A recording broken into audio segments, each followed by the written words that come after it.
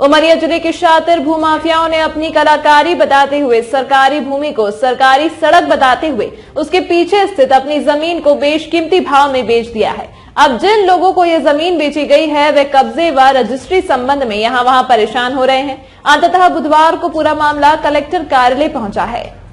उमरिया जिला मुख्यालय में एक भू माफियाओं का अजीब कारनामा कलेक्टर को आई एक शिकायत में सामने आया है, जिसके तहत जमीन के दलालों ने सरकार की जमीन को बताकर अपनी जमीन सरकारी कर्मचारियों को बेचकर मेहनत की कमाई का पैसा लूट लिया। अब फरियादी कहीं कलेक्टर कार्यालय के चक्कर काट रहे हैं तो कहीं थाने में इसकी शिकायत कर रहे हैं, मगर इन बेकसूर फरियादियों को इंसाफ नहीं मिल पा रहा है। उमरिया जिले को सरकार के द्वारा जिला होमगार्ड कार्यालय को करीब 6 एकड़ जमीन कार्यालय बनाने एवं कर्मचारियों के निवास व सुबह शाम परेड के लिए दिया गया था, लेकिन जमीन के दलालों ने सरकारी जमीन को रास्ता बताकर अपनी जमीन बेच दी और मोटी रकम कमा ली।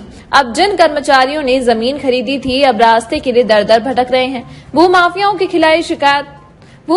खिलाफ शिकायत दर्ज कराते हुए दलालों के ऊपर कार्रवाई की मांग कर रहे हैं। इस खबर के माध्यम से हम आपको बता देना चाहते हैं कि इन भूमाफियाओं के ऊपर उमरिया न्यायालय में 420 के साथ अन्य धाराओं पर एक प्रकरण चल रहा है। अब देखना यह होगा कि इन शासकीय कर्मचारियों को कब तक न्याय मिल पाएगा या इन दलालों के चंगुल में और कितने लोग फंसते जाएंगे, या फिर इन भूमाफियाओं के ऊपर नए केस दर्ज कर इन मेहनतकश कर्मचारियों की मेहनत की कमाई का अंश मिल पाएगा, या ऐसे ही ये सरकारी कर्मचारी सरकारी दफ्तरों के चक्कर काटते रहेंगे। ये हमारा यहाँ पे 6.88 एकड़ है जो पूर्व से सीमांत पे हो चुका है उसका, और ये जो नीचे जैसे आप बता रहे हैं नीचे कुछ लोगों के प्लाट कर रहे हैं, उनके लिए रास्ता हमारे ग्राम से नहीं है। यदि अगर वो उनको रोड बता के और कुछ भी किया होगा वो गलत है, और हमारे विभाग को जो आवंटित भूमि है वहाँ से कोई रोड वगैरह कुछ भी नहीं है। वो मतलब आपके विभाग की जमीन है? हाँ, हमारे विभाग की जमीन है, सीमांकन हो चुका है। धन्यवाद। क्या नाम है आपका? अनिल प्रताप सिंह। आप जन सुनवाई में किस चीज का आवेदन देने आए?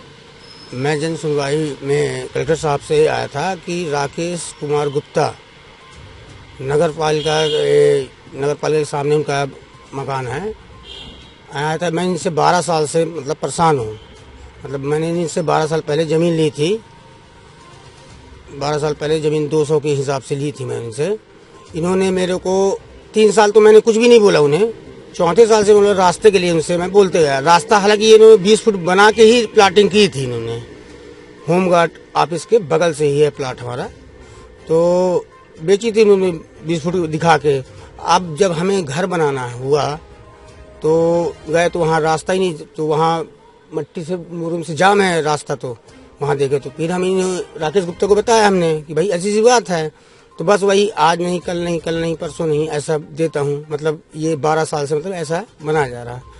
और होमगार्ड साहब से भी एक दिन हम ऐसे मिले रहे, हमारे आपसी के हैं, तो ऐसे पूछे थे उनसे हम, साहब ऐसी सी बात, बोले हम ही लोग डलवाए मट्टी, ये हमारी ज़मीन है यहाँ पे। उन्होंने यहाँ तक ही बोला कि 6 एकड़ 68 डिसमिल ज़मीन हमारी यहाँ पे है सरकारी, हम रास्ता उनको कहाँ से दे देंगे? रास्ता है ही नहीं है। तो आपने कहाँ से गए? और इन्होंने हमारे साथ 420 से की है सीधे।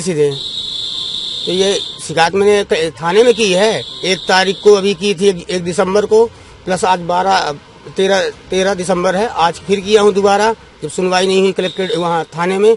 आज जन सुनवाई में आया था, कलेक्टर साहब से जन सुनवाई में दिया मैंने। क्या चाहते हैं भाई मेरा जो लागत लगी पैसा दे दें, और नहीं इसके बाद सख्त कार्रवाई की जाए इसके ऊपर, राकेश गुप्ता के ऊपर।